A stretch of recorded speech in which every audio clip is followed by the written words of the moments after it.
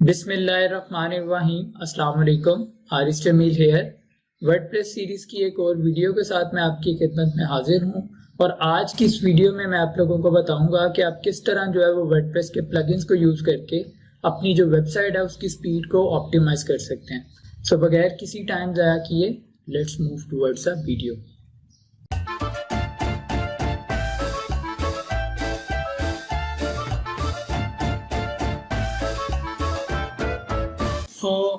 आज की इस वीडियो के अंदर हम सीखेंगे कि हम किस तरह जो है वो अपनी वर्डप्रेस की जो वेबसाइट है उसको फास्टर जो है वो लोड करवा सकते हैं। जैसा कि आप लोगों को पता है कि ये बहुत ज़्यादा एक ज़रूरी चीज़ है कि अगर आपकी जो वेबसाइट है उसका अगर लोडिंग जो टाइम है वो अगर 3 सेकंड से जो है वो ज़्यादा है तो आपका जो बाउंस रेट है वो उतना ज़्यादा जो है वो होता रहता है। तो ये बहुत ज़्यादा जो है वो कॉमन इशू है कि जितनी वेबसाइट जो है वो बड़ी होती रहती है उतना ज़्यादा जो है वो आपका लोडिंग टाइम ज़्यादा हो जाता है और उतना अगर आपका लोडिंग टाइम जो है वो बेसिकली ज़्यादा हो जाता है तो आपका जो विजिटर है, जो आपका यूज़र आता है आपकी वेबसाइट के ऊपर, वो वेट नहीं करता और वो चला जाता है। और जब वो चला जाता है तो ऑफकोर्स जो गूगल है वो आपकी वेबसाइट को जो है वो पसंद नहीं करता। तो बेसिकली यूट्यूब के ऊपर जो है वो काफ़ी ज़्यादा वीडियोज़ अवेलेबल हैं और आप लोगों ने उनको वॉच भी किया होगा, लेकिन उन सारी वीडियोस के अंदर जो है उन्होंने डायरेक्टली जो है वो आपको डिफरेंट प्लगइन्स को यूज़ करवा के जो है वो आपकी वेबसाइट को जो है वो ऑप्टिमाइज़ करवाया होगा। तो सबसे पहले मैं आप लोगों को दिखाना चाहता हूँ कि आज जो है मैं किस वेबसाइट को जो है वो आपको ऑप्टिमाइज़ करके दिखाऊंगा। तो आज हम बेसिकली जिस वेबसाइट को जो है वो ऑप्टिमाइज़ करने जा रहे हैं वो बेसिकली ये वेबसाइट है। इस वेबसाइट के ऊपर जो है वो एक स्लाइडर लगा हुआ है और यहाँ पे जो है वो डिफरेंट जे क्यूरीज वगैरह जो है वो लगी हुई हैं, एनिमेशंस लगी हुई हैं, ठीक है। ये देखें यहाँ पे, तो ये बेसिकली यहाँ पे जो है वो चीज़ें लगी हुई हैं जिसकी वजह से पिक्चर जो है वो यहाँ पे बहुत ज़्यादा है। तो इसकी वजह से जो है वो बेसिकली वेबसाइट की जो स्पीड है वो बहुत ज़्यादा जो है वो कम है। अगर मैं गूगल पेज इनसाइड के अंदर आता हूँ तो यहाँ पे इसकी अगर मोबाइल के ऊपर मैं स्पीड देखता हूँ तो यहाँ पे इसकी जो मोबाइल के ऊपर स्पीड है वो 30 है और अगर मैं इसकी डेस्कटॉप के ऊपर देखता हूँ तो ये 37 है। और अगर मैं यहाँ पे जो है वो नीचे आ जाता हूँ तो नीचे आके अगर मैं यहाँ पे देखता हूँ तो ये देखें डिफरेंट यहाँ पे इन्होंने जो है वो फैक्टर्स वगैरह बताए हुए हैं जिनकी मदद से, जिनकी वजह से जो है वो बेसिकली मेरी जो वेबसाइट की स्पीड है वो काफ़ी ज़्यादा कम है। इसी तरह एक और ऑनलाइन टूल है GT मैट्रिक्स के नाम से एक वेबसाइट है जिसकी मदद से आप अपनी वेबसाइट की जो परफॉर्मेंस है, उसका जो लोडिंग टाइम वगैरह है, उसका जो साइज़ है, उसकी नंबर ऑफ़ रिक्वेस्ट जो है उनको आप आइडेंटिफाई कर सकते हैं। तो इस टूल के मुताबिक मेरे जो पेज की स्पीड है वो 55 है। तो ये बेसिकली ये जो स्पीड है आपकी, ये बेसिकली यहाँ पे जो लोड टाइम है, ठीक है, पेज साइज है और रिक्वेस्ट। तो किसी भी प्लगइन को इंस्टॉल करने से पहले कुछ चीज़ें हैं जिनका आपको ख़ास ख्याल रखना है और अगर आप उन चीज़ों का जो है वो ख्याल रखते हैं तो आपकी जो वेबसाइट की लोडिंग स्पीड है जो आप अपने लिए या अपने क्लाइंट के लिए करेंगे तो आप लोग जो है वो उसके अंदर जो है वो बहुत अच्छे जो है वो रिजल्ट देखेंगे। तो कौन कौन सी ऐसी चीज़ें हैं जिनका आपको जो है वो पहले ख्याल रखना है। तो सबसे पहले आप लोगों ने ख्याल ये करना है कि आप जिस होस्टिंग प्रोवाइडर से आप लोग होस्टिंग ले रहे हैं उसका जो लोडिंग टाइम है वो कम से कम हो। लेट्स सपोज कि आप जिससे होस्टिंग ले रहे हैं उसका जो लोडिंग टाइम है वो है ही 3 सेकंड, ठीक है। तो एक 3 सेकंड वाली जो होस्टिंग है वो किस तरह जो है वो 1 सेकंड या 2 सेकंड के अंदर जो है वो वेबसाइट लोड करेगी। तो कोशिश करनी है कि जो उसका लोडिंग टाइम है वो कम से कम हो। सेकेंडली आप लोगों ने ये करना है कि अपने सी पैनल के ऊपर जाना है और सी पैनल के ऊपर जाके आप लोगों ने अपनी जो वेबसाइट है उसको ऑप्टिमाइज करना है, उसका जितना भी कंटेंट है उसको कंप्रेस करना है। ये स्क्रीन के ऊपर जो है वो बेसिकली आप लोगों के पास आ रहा है कि आप लोगों ने सॉफ्टवेयर के टैब में जाना है और टैब में जाने के बाद आप लोगों ने ऑप्टिमाइज वेबसाइट के अंदर जाके आप लोगों ने नेक्स्ट क्या करना है कि आप लोगों ने कंप्रेस ऑल कंटेंट करके उसको सेव कर देना है। सिर्फ इतना सा काम आप लोगों ने ये या इस स्टेप के अंदर करना है।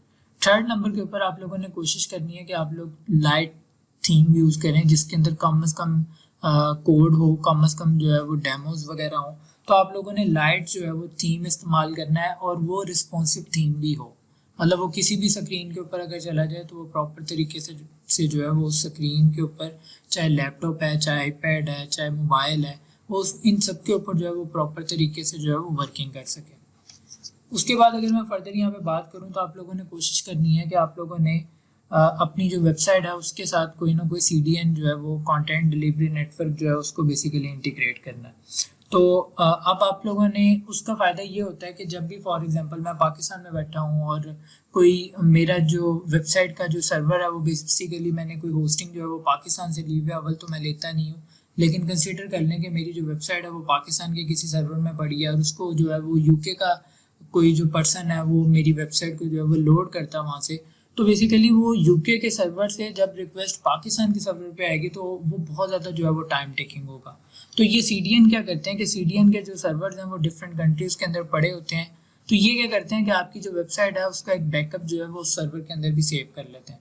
जब उस सर्वर के अंदर सेव कर लेते हैं तो वहाँ से जो यूके वाला बंदा है उस तक आपकी वेबसाइट जो है वो एज़ कम्पेयर टू पाकिस्तान के सर्वर जो है वो जल्दी जाएगी।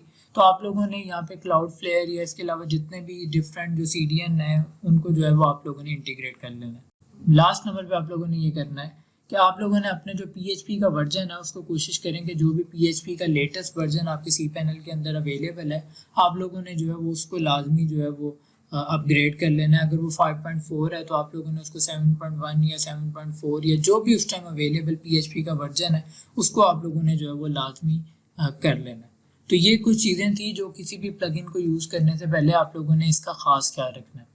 तो लेट्स मूव फॉरवर्ड। अब हम देखते हैं कि हमें क्या क्या चीज़ें जो है वो करनी है।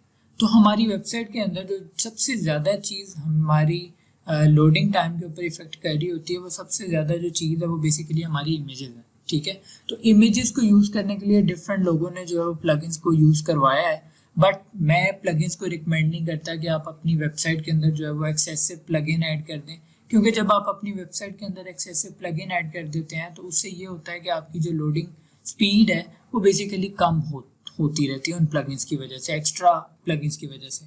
तो आप लोगों ने सबसे पहले क्या करना है कि सबसे पहले मैं आप लोगों को इमेज की ऑप्टिमाइजेशन का जो है वो टेक्निक बताने लगा हूँ। एक आप लोगों को यहाँ पे लाइव करके दिखा दूंगा, बाकी आप अपने एंड के ऊपर जो है वो ट्राई कर सकते हैं और मैं जो जो टेक्निक्स यूज़ करता हूँ वही आप लोगों के साथ शेयर करूँगा।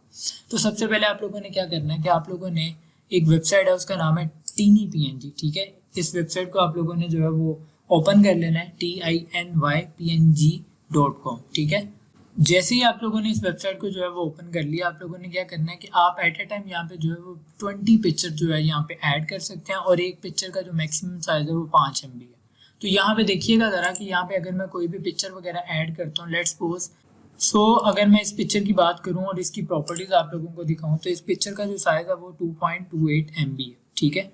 तो यहाँ पे मैं आता हूँ और इस पिक्चर को यहाँ पे मैं ओपन करता हूँ।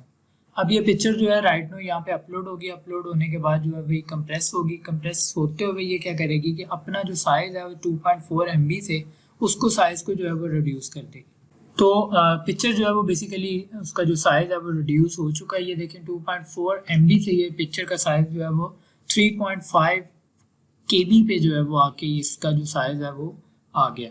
तो अब ये देखें जब ये किसी भी वेबसाइट के ऊपर जो है वो ये वाली पिक्चर जो है वो अपलोड की जाएगी तो इसका जो लोडिंग टाइम है ऑफ कोर्स जो है वो 2.4 की निस्बत जो है वो बहुत ज़्यादा बेहतर होगा। तो आप लोगों ने कोशिश ये करनी है कि जब भी कभी अपनी वेबसाइट के ऊपर जो है वो आप कोई भी पिक्चर वगैरह अपलोड करें तो आप लोग उसको इस टूल की मदद से आप लोग ऑप्टिमाइज़ करके फिर वहाँ पे अपलोड करें। इससे ये होगा कि आपको किसी भी किस्म के जो है वो प्लगइन को इंस्टॉल करने की, एक्टिवेट करने की वर्डप्रेस के अंदर ज़रूरत नहीं पड़ेगी। आप लोगों ने क्या करना है, जैसे ही ऑप्टिमाइज हो जाए यहाँ पे इसको डाउनलोड करना है।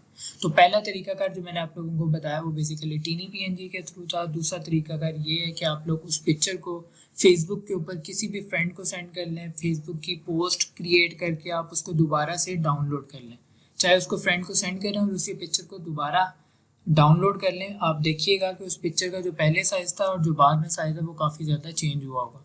तीसरे नंबर के ऊपर आप उस पिक्चर को किसी को भी व्हाट्सएप के ऊपर सेंड करके उसको दोबारा से डाउनलोड कर लें, तब भी जो है वो बेसिकली ऑप्टिमाइज हो जाएगी। चौथे नंबर पे जो हमारे पास तरीका आता है, लेट्स सपोज कि एक वेबसाइट है जिसके अंदर बहुत ज़्यादा जो है वो पिक्चर्स अवेलेबल हैं जो ऐड ऑलरेडी, और वो बहुत बड़ी वेबसाइट है और एक एक पिक्चर को ऑप्टिमाइज करना फिर उसको अपलोड करना बहुत ज़्यादा टाइम टेकिंग प्रोसेस है। तो उसके लिए जो है वो चौथे नंबर पे आप प्लगइन यूज़ कर सकते हैं। WP Smesh के नाम से एक प्लगइन है जो आपकी जो पिक्चर हैं उसको जो है वो ऑप्टिमाइज कर सकते हैं। तो पहले मैं आप लोगों को यहाँ पे दिखा देता हूँ कि भाई वो प्लगइन किस तरीके से काम करता है, किस तरह हमने जो है वो उस प्लगइन को इंस्टॉल करना है और एक्टिवेट करना है और उससे हमने काम लेना है। तो मैं वर्डप्रेस की जो है वो डैशबोर्ड के ऊपर आ चुका हूँ। आप लोगों ने प्लगइन्स के टैब में आना है और प्लगइन के टैब के अंदर आने के बाद आप लोगों ने इसको ऐड न्यू करना है। जैसे ही आप लोगों ने इसको यहाँ पे ऐड न्यू करना है, यहाँ पे आपने लिखना है कि स्मैश, ठीक है, सिंपल स्मैश लिखना आप लोगों ने और कुछ भी नहीं लिखना।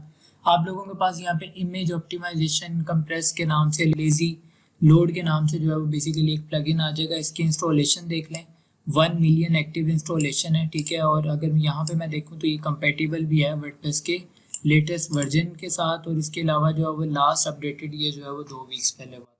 तो इसको यहाँ पे मैंने इंस्टॉल किया। जैसे ये इंस्टॉल हो जाएगा, इंस्टॉल करने के बाद फ़ौरन आप लोगों ने इसको जो है वो एक्टिवेट कर लेना।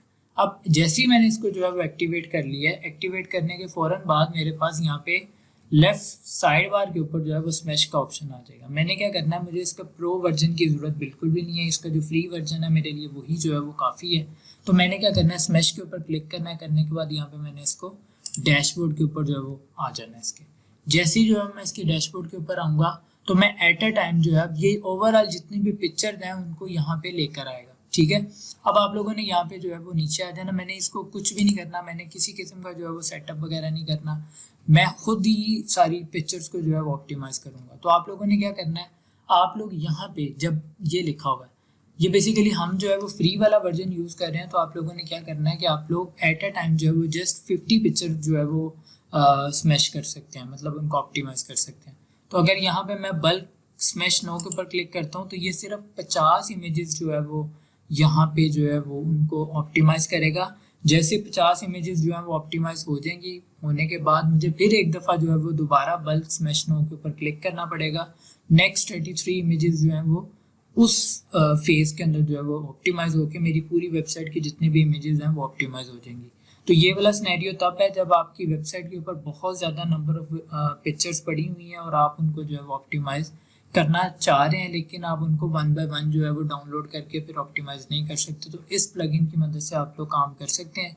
इसके अलावा और बेइंतहा प्लगइन है जो आपकी इमेजेस को जो है वो ऑप्टिमाइज करते हैं। तो आप लोगों ने इस तरीके से जो है वो अपनी इमेजेस को ऑप्टिमाइज कर लेना है। तो हमारी इमेजेस जो है वो बेसिकली ऑप्टिमाइज हो गई हैं। अब इमेजेस का ऑप्टिमाइजेशन के बाद मैंने जो अगला काम करना है वो मैंने ये करना है कि मैंने WP रॉकेट प्लगइन जो है उसको मैंने इंस्टॉल करके एक्टिवेट करना है। तो सबसे पहले यहाँ पे मैं आप लोगों को बताता चलूँ कि ये जो WP रॉकेट प्लगइन है ये जो है वो एक प्रीमियम प्लगइन है, ये फ्री नहीं है, लेकिन ये बहुत ज़्यादा अच्छा प्लगइन है बाकी प्लगइन्स की निस्बत, क्योंकि ये बहुत ज़्यादा जो है वो फीचर जो है वो हमें बाकी जो प्लगइन्स हैं उनकी बनिस्बत बहुत ज़्यादा जो है वो हमें फीचर अवेलेबल करता है। तो अगर मैं बात करूँ इसके सिंगल वेबसाइट के लिए $49 का आपको बेसिकली प्लगइन है ये, और 1 ईयर की आपको सपोर्ट मिलेगी और 7 अपडेट भी होंगे। और एक वेबसाइट के लिए $99 के अंदर जो है वो 1 ईयर की सपोर्ट है और 3 वेबसाइट के लिए। और $249 के लिए अगर आपकी ज़्यादा नंबर ऑफ वेबसाइट्स हैं तो बेसिकली 1 साल की सपोर्ट है, अपडेट है, और जितनी मर्जी आप वेबसाइट के ऊपर जो है वो इसको यूज़ कर सकते हैं। इसके अलावा अगर मैं यहाँ पे बात करूँ तो ये देखें यहाँ पे इसके जो है वो डिफरेंट फीचर्स अवेलेबल हैं। ये भी बड़े अच्छे प्लगइन्स हैं, WP super cache, WP total cache, ये भी बड़े अच्छे प्लगइन हैं। लेकिन यहाँ पे अगर मैं देखूँ तो क्विक सेटअप जो है वो WP रॉकेट के अंदर, अब अगर इनकी मैं बात करूँ तो इनके अंदर नहीं है। इसी तरह पेज कैशिंग की बात करूँ, कैशे प्री लोडिंग की बात करूँ, साइट मैप प्री लोडिंग की बात करूँ, तो ये देखें ये जितने भी WP रॉकेट के अंदर फीचर्स अवेलेबल हैं वो बाकियों के अंदर नहीं है। तो डेट्स वाई यहाँ पे जो है मैं इसको रिकमेंड करता हूँ, और WP रॉकेट को भी जो है मैं अपनी वेबसाइट के ऊपर जो है वो यूज़ कर रहा हूँ। कितनी ज़्यादा वेबसाइट्स के ऊपर मैंने टेस्टिंग की है डिफरेंट प्लगइन्स को यूज़ करके, तो जिसकी जो बेस्ट स्पीड आई है वो बेसिकली WP रॉकेट की है। तो let's move towards WordPress dashboard, जिसके ऊपर अब हम देखेंगे कि हम किस तरह जो है वो WP रॉकेट को इंस्टॉल करेंगे और उसकी सेटिंग्स जो है वो हमने कैसे करनी है। और सेटिंग करने के बाद फ़ौरन जो है वो हम अपनी दोबारा टूल्स के ऊपर चले जाएंगे और इसकी स्पीड जो है उसको जाके देखेंगे। तो मैं यहाँ पे जो है वो वर्डप्रेस के डैशबोर्ड के ऊपर आ चुका हूँ। अगेन मैंने प्लगइन के अंदर जाना है, ऐड न्यू के ऊपर क्लिक करना है। जैसे ही ऐड न्यू के ऊपर क्लिक करूँगा, ऐड न्यू पे क्लिक करने के बाद अपलोड करना है प्लगइन, क्योंकि ऑफ कोर्स ये एक पेड प्लगइन है। चूज़ फाइल के ऊपर क्लिक करना है, ठीक है। जिस जगह पे भी आपका जो है वो प्लगइन पड़ा हो आप लोगों ने उस जगह पे जाना है, उस प्लगइन को जिप के अंदर आप लोगों ने यहाँ पे सिलेक्ट करना है और इंस्टॉल नो के ऊपर क्लिक कर देना है। जैसे ही आप लोगों ने इसको इंस्टॉल नो के ऊपर क्लिक करेंगे, ये नीचे अपलोडिंग का आपके पास आ रहा है, अपलोडिंग कंप्लीट होगा। अपलोडिंग कंप्लीट होने के बाद ही आपसे कहेगा कि अपने जो प्लगइन है उसको आप लोग एक्टिवेट करें। तो एक्टिवेट करें अपने प्लगइन को। आप लोगों के पास विंडो ऑलरेडी ओपन हो चुकी है, एक्टिवेट प्लगइन के ऊपर क्लिक कर लें। अब नेक्स्ट चीज़ आती है कि मैंने इस प्लगइन की सेटिंग कैसे करनी है।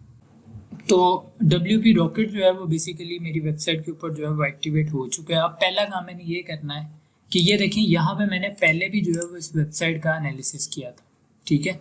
तो इसकी जो स्पीड थी अगर मैं देखूँ इस प्लगइन को इंस्टॉल करने से पहले, तो वो ज़रा मैं देख लेता हूँ कि कितनी है। 55 थी। इसका जो लोडिंग टाइम था वो 4.9 सेकेंड है। इसका जो पेज साइज है वो 3.82 MB है और इसकी जो रिक्वेस्ट है वो 142 है। तो मैं देखता हूँ कि भाई मैंने जब प्लगइन को इंस्टॉल किया है और उसके अभी मैंने सेटिंग नहीं की, तो इसकी जो लोडिंग टाइम वगैरह है क्या उसके अंदर या रिक्वेस्ट वगैरह साइज वगैरह जो है उसके अंदर कोई जो है वो इफेक्ट वगैरह है। तो यहाँ पे जो है वो बेसिकली मैं देख लेता हूँ कि अभी इसका जो है वो क्या रिजल्ट है। तो यहाँ पे अगर आप लोग देखें तो मेरे सामने जो है वो रिजल्ट आ चुका है। और यहाँ पे देखें पहले जो स्पीड थी वो 55 पे थी और अभी जो है वो 72 पे चली गई है। इसी तरह ये वाला स्कोर है वाई स्लो स्कोर जो है ये 71 था। यहाँ पे अगर मैं देखूँ तो ये यहाँ पे 71 ही है। अगर मैं लोडिंग टाइम की बात करूँ तो 4.9 सेकेंड था। यहाँ पे अगर बात करूँ तो 3.2 सेकेंड है। इसी तरह जो फाइल का साइज़ है वो अभी तक जो है वो टोटल जो पेज का साइज़ है वो यहाँ पे भी वही है और इधर भी वही है। लेकिन अगर मैं नंबर ऑफ रिक्वेस्ट की बात करूँ तो एक नंबर ऑफ रिक्वेस्ट जो है वो कम हुई है।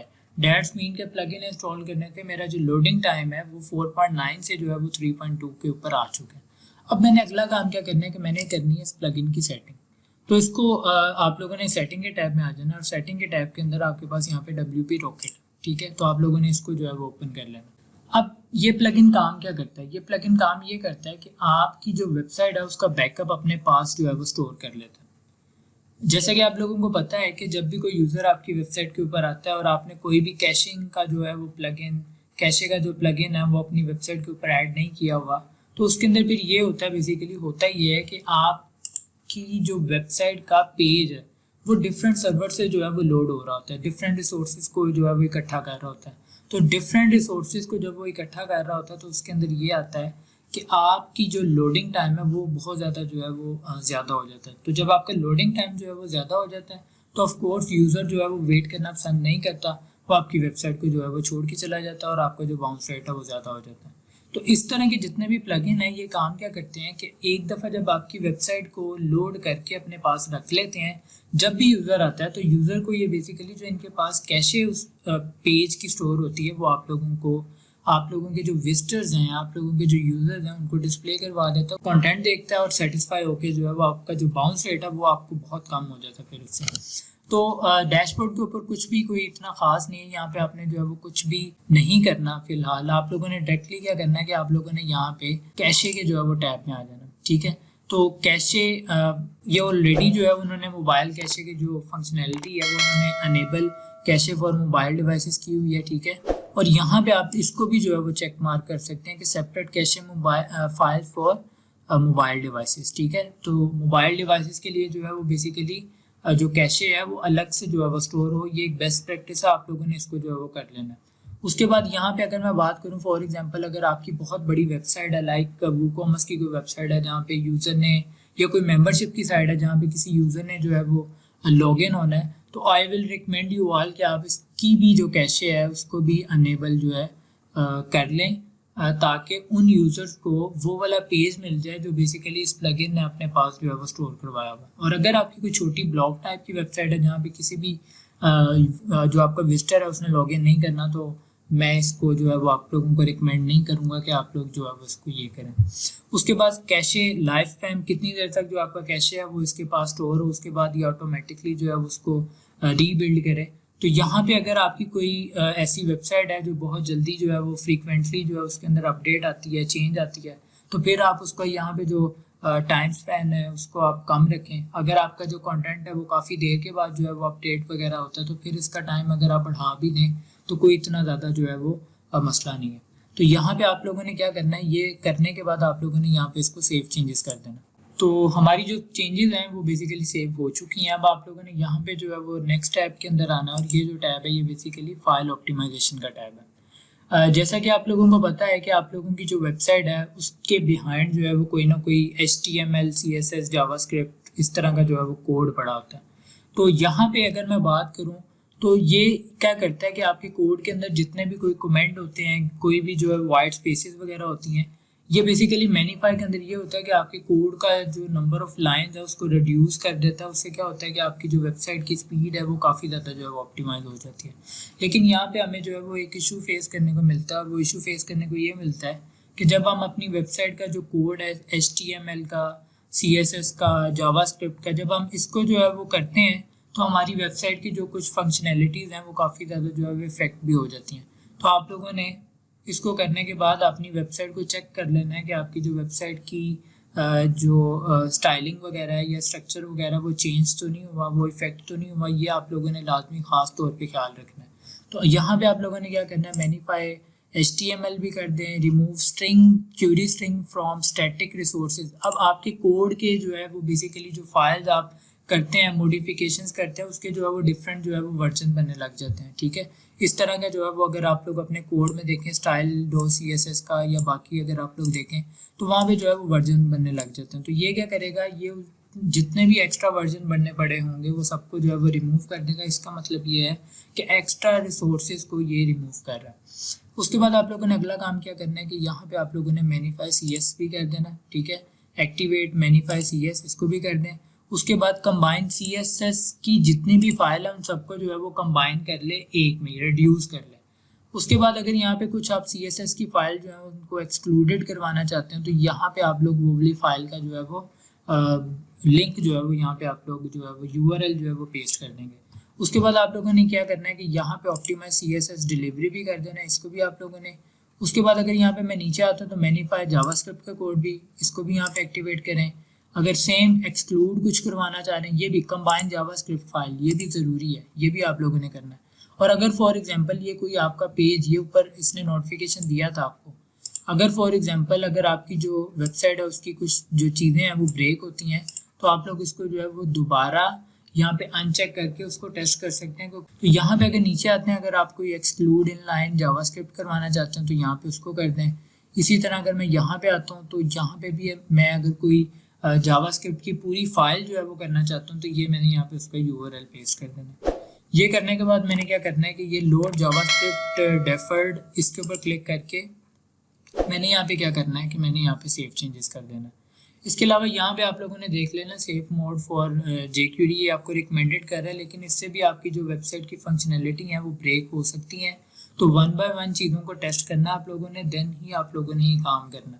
तो ये करने के बाद आप लोगों ने यहाँ पे इसको सेव चेंजेस कर देना। तो हमारी जो चेंजेस हैं वो बेसिकली सेव हो चुकी हैं। अब मैंने क्या करना है कि यहाँ पे मैंने जो है वो मीडिया के टैब के ऊपर आ जाना है। अब मीडिया के टैब के ऊपर क्या करना, मैंने आके यहाँ पे आके मैंने यहाँ पे अनेबल फॉर इमेजेस कर देना। अब ये बेसिकली है क्या चीज़, ठीक है, लेजी लोड जो है वो ये चीज़ क्या। फॉर एग्जांपल जब भी मैंने अपनी कोई वेबसाइट लोड की तो ये क्या करेगा कि जो कंटेंट यूज़र के सामने है उसी को सिर्फ लोड करेगा। लाइक उसके अंदर कोई इमेज आती है तो सिर्फ उसी कंटेंट को लोड करेगा। अगर कोई नीचे जो है वो कंटेंट आ रहा है तो ये उसको जो है वो लोड नहीं करेगा। फॉर एग्जांपल अगर मैं इस वेबसाइट के ऊपर जाता हूँ तो जो यहाँ पे इमेजेस आएंगी सिर्फ उन्हीं को इन्होंने लोड करना। उससे क्या होगा कि आपकी जो वेबसाइट की लोडिंग टाइम है वो काफ़ी ज़्यादा जो है वो कम हो जाएगा। जब कम हो जाएगा तो ऑफ कोर्स जो विजिटर है वो आपकी वेबसाइट के ऊपर स्टे करेगा। तो नीचे जितनी भी इमेजेस होंगी, जैसे जैसे मैं नीचे जाता रहूँगा या यूज़र नीचे जाता रहेगा, जो पिक्चर्स हैं वो बेसिकली लोड होती रहेंगी। तो आप लोगों ने क्या करना है कि अनेबल फॉर इमेजेस कर देना है, enable for iframe and video. ठीक है, मतलब आपने कोई भी यूट्यूब की वीडियो इम्बेंड किया, कोई भी डेली मोशन की आपने इम्बेंड किया, तो ये आपने बेसिकली जो है वो enable for iframes and videos और replace YouTube iframe with preview image, इसके साथ आप लोगों ने कर देना है। इसके अलावा अगर आपने यहाँ पे कोई भी जो इमोजीज वगैरह जो है उसको किया हुआ तो मैंने उसको ऑलरेडी जो है यहाँ पे डिसेबल रखा हुआ है। बाकी यहाँ पे किसी भी चीज़ को जो है वो छेड़ने की ज़रूरत नहीं है, सिंपल यहाँ पे आप लोगों ने इसको सेव चेंजेस कर देना। तो हमारी जो चेंजेस हैं वो बेसिकली सेव हो चुकी हैं। अब मैंने क्या करना है कि यहाँ पे मैंने प्री लोड के टैब में आना है। प्री लोड के टैब के अंदर आने के बाद मैंने इसको सिंपल जो है वो मैंने इसको एक्टिवेट कर देना। जैसे ही मैंने जो है वो इसको एक्टिवेट कर दिया, अब इसका फ़ायदा क्या होता है, फ़ायदा ये होता है कि जब मैं प्री लोड कर देता हूँ, एक्टिवेट प्री लोड कर देता हूँ, तो जब भी कोई यूज़र आएगा, कोई भी यूज़र आएगा, उसको पुरानी कैशे ही मिलेगी। ये नहीं है कि हर जो नया आने वाला यूज़र है उसके लिए एक नई से जो है वो फाइल जनरेट होके आएगी। अगर इस तरह होने लग जाए कि उसके लिए नई फाइल जनरेट हो गया हर यूज़र के लिए, तो हमारा जो यूज़र है ऑफ कोर्स उसको टाइम जो है वो ज़्यादा वेट ज़्यादा करना पड़ेगा और वो हमारी एट द एंड आके जो वेबसाइट है उसको छोड़ के जो है वो चला जाएगा। उसके बाद मैंने फर्दर इसके अंदर और कोई भी चीज़ जो है वो मैंने नहीं करनी, सिंपल मैंने यहाँ पे इसको सेव चेंजेस जो है वो मैंने कर देना। तो मेरी चेंजेस जो है वो सेव हो चुकी हैं। अब मैंने यहाँ पे एडवांस रूल के अंदर आना है। एडवांस रूल के अंदर आने के बाद अगर फॉर एग्जांपल कोई ऐसे यूआरएल हैं, कोई ऐसे सेंसिटिव पेजेस हैं जिनको मैं जो है वो कैशे नहीं करवाना चाहता, जिस तरह लॉग आउट का पेज है, लॉगिन का पेज है, तो उन पेजेस के यहाँ पे मैं जस्ट जो है वो लिंक पेस्ट कर दूंगा ताकि उनके जो कैशे हैं वो इस प्लगइन के पास जो है वो सेव ना हो। तो अगर मैं उनको करना चाहता हूँ तो उसका लिंक उठाऊंगा और यहाँ पे पेस्ट कर दूंगा एंड देन यहाँ पे आने के बाद मैं इसको सिंपल जो है वो नीचे आके सेव चेंजेस कर दूंगा। उसके बाद अगर यहाँ पे मैं फर्दर चलूँ डेटाबेस के अंदर, तो ये वाली जो चीज़ है ये इतनी ज़्यादा इफेक्ट तो नहीं करती, लेकिन आप जो है वो अपनी जितने भी डेटाबेस की रिवीजन वगैरह हैं, ऑटो ड्राफ्ट हैं, ट्रैश पोस्ट हैं, कमेंट्स वगैरह हैं, ठीक है, इन सारी को आप क्लियर करके अपनी जो सर्वर का जो लोड है उसको जो है वो आप कम कर सकते हैं यहाँ से, ये एक्स्ट्रा चीज़ों को रिमूव कर। उसके बाद अगर यहाँ पे मैं फर्दर बात करूँ तो टूल है, इंपोर्ट एक्सपोर्ट, कुछ सेटिंग वगैरह करना चाहते हैं, सेव करना चाहते हैं, कुछ भी करना चाहते हैं तो यहाँ से आप बेसिकली कर सकते हैं। इसके अलावा यहाँ पे नीचे ट्यूटोरियल भी इनके अवेलेबल है, अगर आप इनके ट्यूटोरियल देखना चाहते हैं तो आप ट्यूटोरियल देख लें।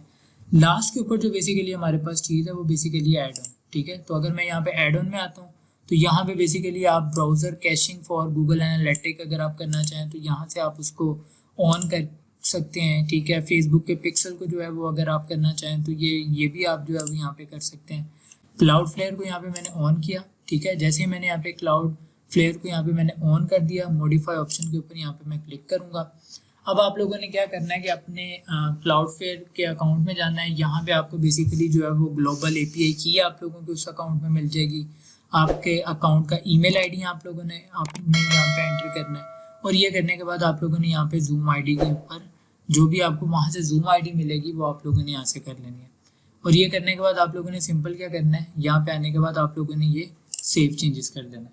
तो अब आपका बेसिकली जो है वो आपका जो WP रॉकेट है वो आपके क्लाउड फ्लेयर के साथ भी जो है वो इंटीग्रेट हो जाएगा। उसके बाद आप लोगों ने क्या करना है कि आप लोगों ने वापस जो है वो अपने डैशबोर्ड पे आना है और डैशबोर्ड के ऊपर आने के बाद आप लोगों ने यहाँ पे क्लियर कैशे एक दफ़ा जो है जितने भी पेजेस की कैशे इस टाइम स्टोर है वो सारी की सारी जो है वो आप लोगों ने रिमूव करनी है। जैसे ही आपने इसको जो है वो रिमूव कर दिया है तो लास्ट स्पीड ये याद रखिएगा 72 है।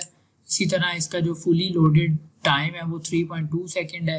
3.82 MB जो है वो बेसिकली इसका साइज़ है और इसकी जो रिक्वेस्ट है वो 141 है। अब हम दोबारा जो है वो इसी वेबसाइट की जो है वो स्पीड का एनालिसिस करते हैं कि इस वेबसाइट की जो है वो स्पीड कितनी है, ठीक है। तो ये देखिएगा यहाँ पे ये बेसिकली अब थोड़ा सा टाइम लेगा, जैसे ही कंप्लीट होता है will come back to you again. तो रिजल्ट जो है वो बेसिकली आप लोगों के सामने यही स्पीड जो पहले 72 हो गई थी अब ये 90% तक जो है वो आ चुकी है। जो लोडिंग टाइम है वो 3.2 है। रिक्वेस्ट जो है वो 141 से जो है वो 23 के ऊपर आ चुकी हैं। और अगर मैं पेज के साइज़ की बात करूं तो पेज का साइज़ जो है वो इस टाइम 1.71 MB जो है वो हो चुका है। अभी भी जो इशू कर रहा है वो मेरी इमेजेस हैं। जैसा कि आप लोगों को पता है कि इमेजेस जो है वो ऑप्टिमाइज़ हो रही हैं। इमेजेस थोड़ा टाइम लेंगी, जैसे ये जो है वो फुली ऑप्टिमाइज़ हो जाएंगी मैं आप लोगों के सामने अगेन इस वेबसाइट के जो है वो रिज़ल्ट आप लोगों के सामने शेयर कर दूंगा कि इसके रिज़ल्ट और देखें बेहतर हो गया। तो इस तरीके से जो है वो आप किसी भी वेबसाइट को जो है वो ऑप्टिमाइज़ कर सकते हैं। तो हमारी जो सारी इमेजेस हैं वो ऑप्टिमाइज़ कर दी हैं इस प्लगइन ने। तो आप ऑप्टिमाइज़ के बाद जो है वो हम अपनी वेबसाइट की जो है वो स्पीड टेस्ट करते हैं कि क्या वो बेहतर हुई है या और जो है वो कम हो गई है। तो यहाँ पे अगर मैं आता हूँ GT मैट्रिक्स के अंदर, तो GT मैट्रिक्स के अंदर आके अगर यहाँ पे मैं देखता हूँ और अपनी वेबसाइट का जो URL है उसको यहाँ पे अगर मैं पेस्ट करता हूँ तो मैं देखता हूँ कि मेरी जो वेबसाइट की स्पीड है वो कितनी है। तो यहाँ पे मैंने टेस्ट योर साइट के ऊपर क्लिक किया। जैसे ही मैंने यहाँ पे टेस्ट योर साइट के ऊपर क्लिक किया ये टाइम लेगा, then I will get back to you again. तो यहाँ पे अगर मैं आता हूँ तो जो पेज स्पीड है वो तो 90 ही है, लेकिन अगर मैं यहाँ पे देखूँ जो पहले जो लोडिंग टाइम था जो 3.2 सेकेंड था वो अब यहाँ पे, तो ये देखें यहाँ पे जो है वो बेसिकली इमेजेस को ऑप्टिमाइज़ करने के बाद भी जो है वो हमारा जो लोडिंग टाइम है वो बहुत ज़्यादा जो है वो ऑलमोस्ट 2 सेकंड से भी कम होके 1.9 सेकंड पे जो है वो आ गया। तो अगर मैं आज की इस पूरी वीडियो का जो है वो समरी करूँ तो सबसे पहले जो है वो हमने देखा कि कौन सी चीज़ें हैं जो हमें प्लगइन इंस्टॉल करने से पहले जो है वो करनी पड़ेंगी। देन आफ्टर डैट हमने देखा डिफरेंट वेज कि हम अपनी इमेजेस को जो है वो किस तरीके से जो है वो ऑप्टिमाइज़ कर सकते हैं। और लास्ट के ऊपर जो है वो हमने WP रॉकेट को जो है वो इंस्टॉल किया और उसकी जो है वो हमने सेटिंग की।